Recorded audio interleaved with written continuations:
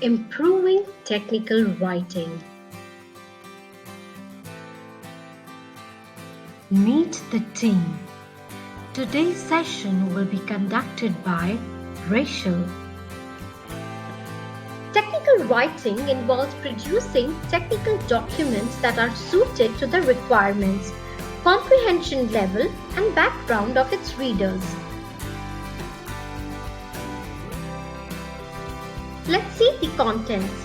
Avoiding common writing mistakes, planning what you're going to write, writing clear instructions, training by writing, writing great reference materials, writing persuasively.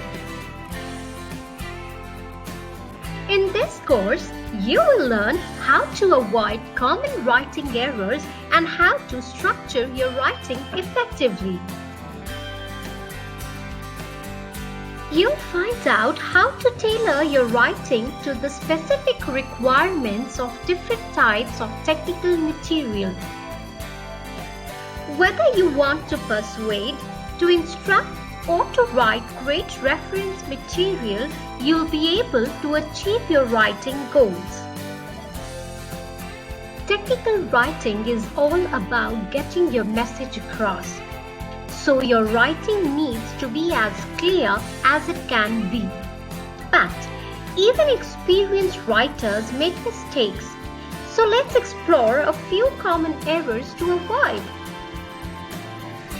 You know your stuff, and it's easy to forget that not everyone knows your subject like you do.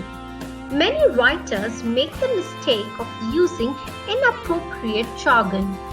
Jargon means specialized terminology that's used within a particular field of expertise. For example, a doctor might write about a champagne tap. Did you understand those terms if you don't have the same specialized knowledge as the doctor? Probably not.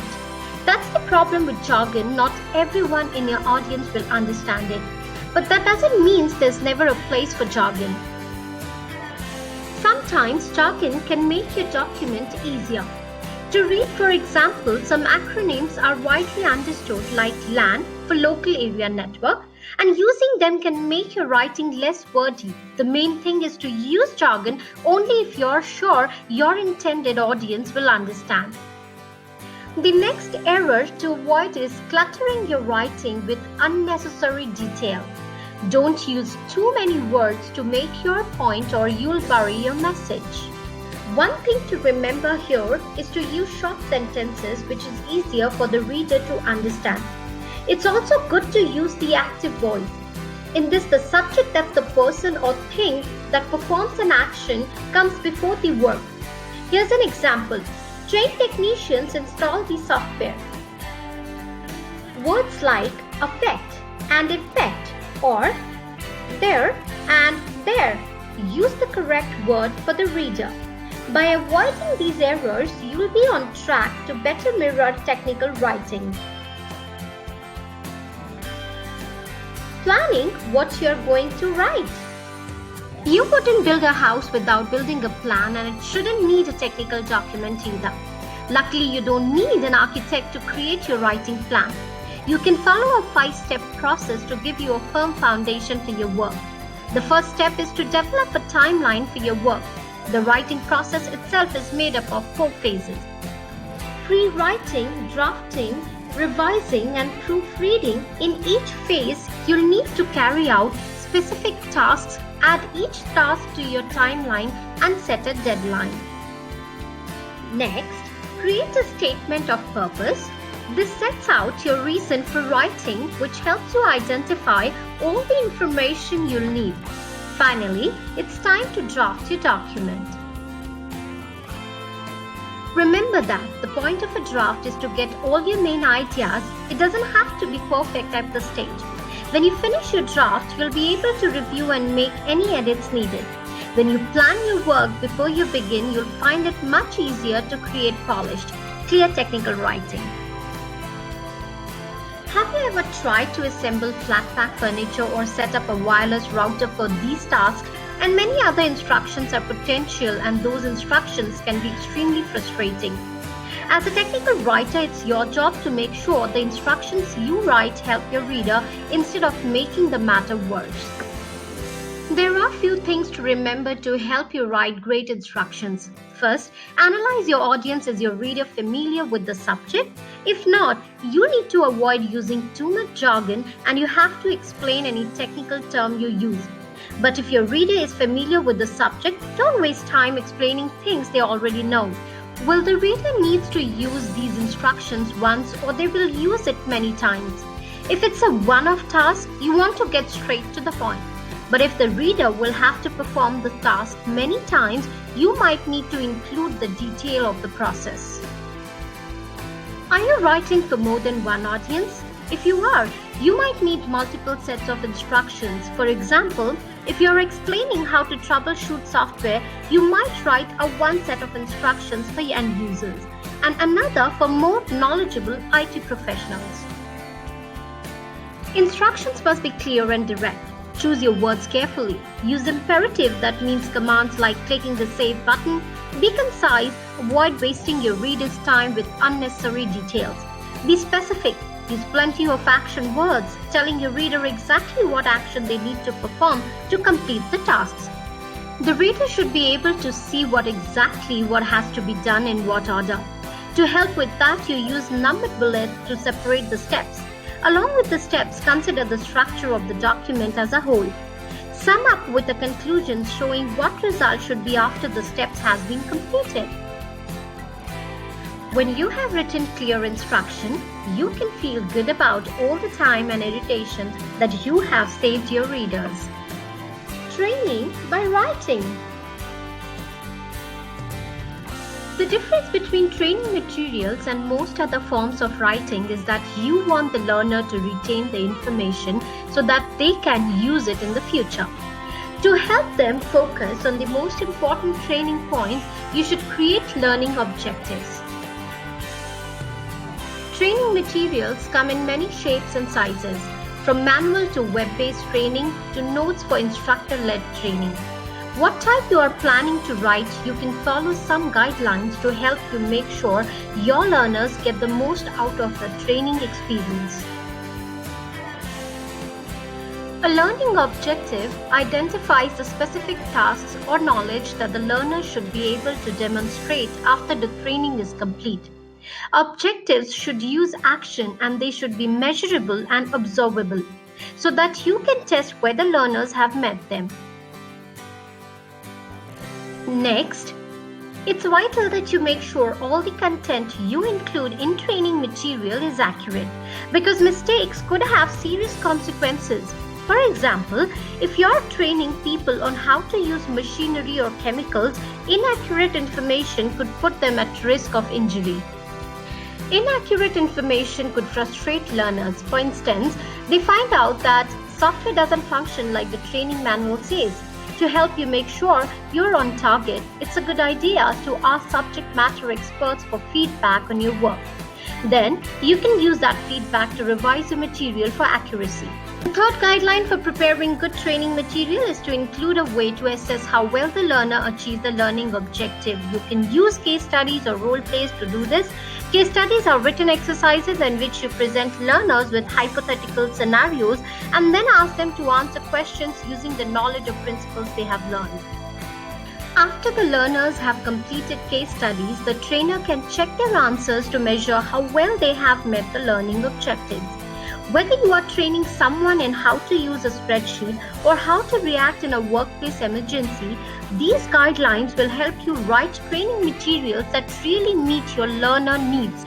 Writing great reference materials.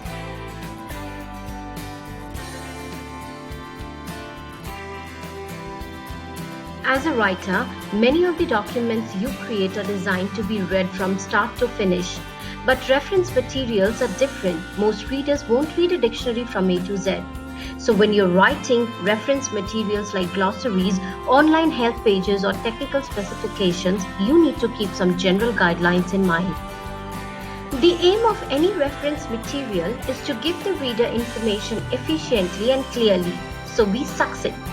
Use short sentences so that the reader can find what they are looking for quickly.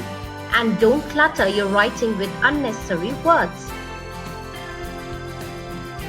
Next, order the information in manageable chunks. Readers go to reference material when they need specific information quickly. To help them, break up the content of your document into shorter, meaningful, and manageable chunks. Each chunk should deal with one idea or concept. It's also important to order the material logically to make it faster for the reader to find what they need. Your order will depend on your material.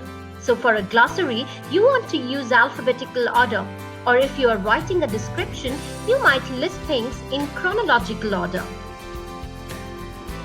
You need to be thorough and accurate, but remember to keep within scope.